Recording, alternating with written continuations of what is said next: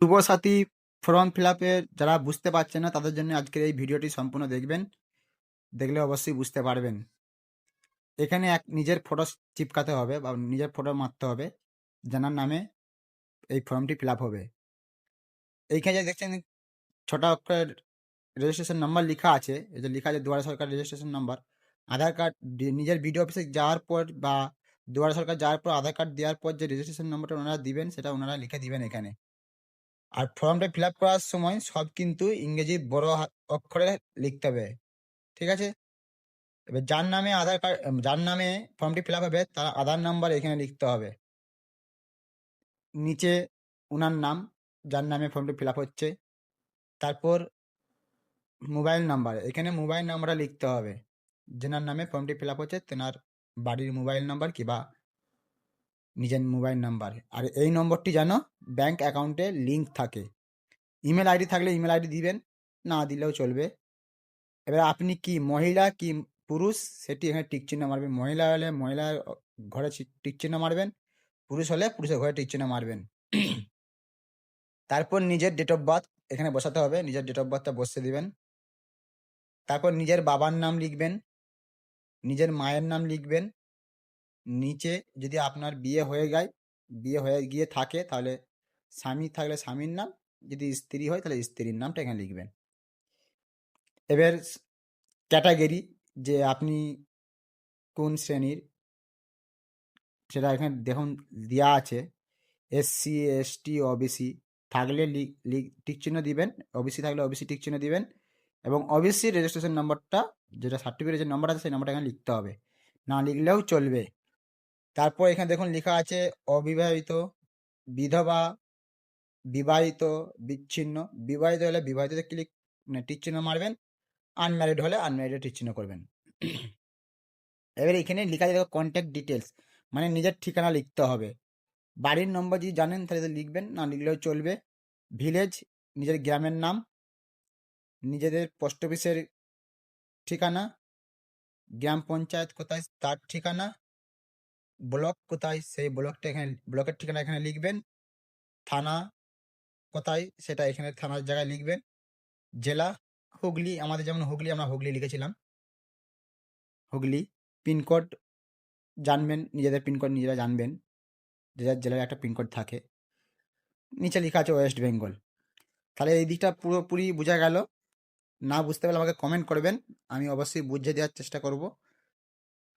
ফর্মটি fill up করার সময় অবশ্যই ইংরেজির বড় হাতে অক্ষরের সব কিন্তু লিখতে হবে, এখানে ফটো চিপকাতে হবে। এবার ওরকমই সেম উল্টো পিঠে বা পরবর্তী পেজে দেখবেন এরকম একটা লেখা থাকবে, ফর্ম ফিল আপ থাকবে। এইখানে আছে মাধ্যমিক। মাধ্যমিক, দেখুন আমি দেখাচ্ছি, মাধ্যমিকের সমতুল্য পরীক্ষার বিবরণ। রোল নাম্বার, অ্যাডমিট কার্ডে দেখবেন রোল নাম্বার বলে লেখা আছে, এখানে রোল নাম্বারটা লিখবেন। তার পাশেই দেখবেন সংখ্যা বা নম্বর বলে লেখা আছে, সেই নম্বরটা এখানে লিখবেন। কোন সালে মাধ্যমিক দিয়েছিলেন বা উচ্চ মাধ্যমিক দিয়েছিলেন সেটি এখানে লিখবেন। WBBSC এটা টিক চিহ্ন করবেন। শিক্ষাগত যোগ্যতা, সর্বোচ্চ মাধ্যমিক হলে মাধ্যমিক লিখবেন, উচ্চ মাধ্যমিক হলে উচ্চ মাধ্যমিক লিখবেন। বর্তমান পেশার জায়গায় কিছু না দিলেও চলবে।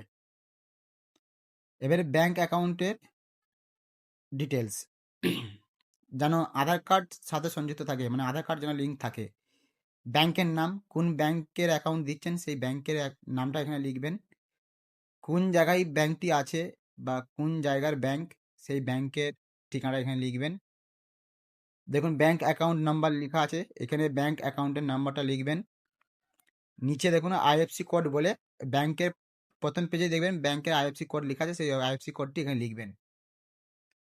এবার যদি আপনি যদি কোনো সরকারি সাহায্য পেয়ে থাকেন তাহলে হ্যাঁ হলে ইয়েসে টিক চিহ্ন মারবেন, না হলে না টিক চিহ্ন মারবেন। এইখানে কিছু লেখার দরকার নাই। এবার কি কি ডকুমেন্ট দিতে হবে সেগুলো একটু ভালো করে দেখুন। দেখুন লেখা আছে মাধ্যমিক বা সমতুল্য পরীক্ষার অ্যাডমিট কার্ড, এখানে অ্যাডমিট কার্ডের জেরক্স দিবে, সাথে টিক চিহ্ন মারবেন। তারপর আছে মাধ্যমিক বা সমতুল্য পরীক্ষার মার্কশিট বা শিক্ষাগত যোগ্যতা সার্টিফিকেট, যে রেজাল্ট আছে সেই রেজাল্ট এবং পার সার্টিফিকেটটি এখানে টিক চিহ্ন মারবেন এবং সাথে জেরক্স করে দিবেন। তারপর দেখুন লেখা আছে আধার কার্ডের কপি, মানে আধার কার্ডের জেরক্স দিবেন, ভোটার কার্ডের জেরক্স দিবেন, কিন্তু ফাঁকা ঘরে টিক চিহ্ন মারতে হবে অবশ্যই। তারপর আছে ব্যাংক অ্যাকাউন্টের পাসবইয়ের প্রথম পাতা, মানে ব্যাংক অ্যাকাউন্টের যে পাসবুকের যে প্রথম পাতাটি, সেই পাতার জেরক্স কপি দিতে হবে। তারপরে নিচের ঘরটিতে কিছু না লিখলেও চলবে। সব কিছু ফর্ম ফিল আপ হয়ে যাওয়ার পরে এইখানে দেখুন তারিখ বলে গেছে, তারিখটা লিখবেন যে ডেটে জমা দিবেন, এবং এখানে নিজের সাইন সাইন করতে হবে বা সিগনেচার করতে হবে। দেওয়ার পরে দেখুন এখানে লেখা আছে আধার কার্ড রেজিস্ট্রেশন নাম্বার, যেটি দেখলেন প্রথমে দেখছিলাম যে একটু ফাঁকা ঘরে ছোট অক্ষর নম্বর নাম্বার লেখা আছে, সেই নম্বরটি এখানে শেষের দিকে লিখে দিবেন। লিখে দেওয়ার পরে নিচে দেখুন ডেট বলে লেখা আছে, এখানে ডেট দিবেন যেদিনে জমা দিবেন। নিচে মোবাইল নাম্বার, যেই মোবাইল নম্বরটি প্রথমে লিখেছেন সেই মোবাইল নম্বরটি লিখবেন, এবং আধার নাম্বার, যার নামে এই ফর্মটি ফিল আপ হয়েছে তার নিজস্ব আধার নাম্বারটি এখানে লিখবেন। দেওয়ার পরে ফর্মটি যখন জমা দিবেন, সেই বিডিও অফিসাররা এখানে নিজেরা সিগনেচার করে আপনাকে এই পেজটি ছিঁড়ে দিয়ে দিবেন। তাহলে বোঝা গেল। বুঝতে যদি অসুবিধা থাকে তাহলে কমেন্ট করবেন, অবশ্যই বোঝাবার চেষ্টা করব। মুস্তাকিন ব্লগে আপনাদেরকে স্বাগতম। থ্যাংক ইউ, ধন্যবাদ।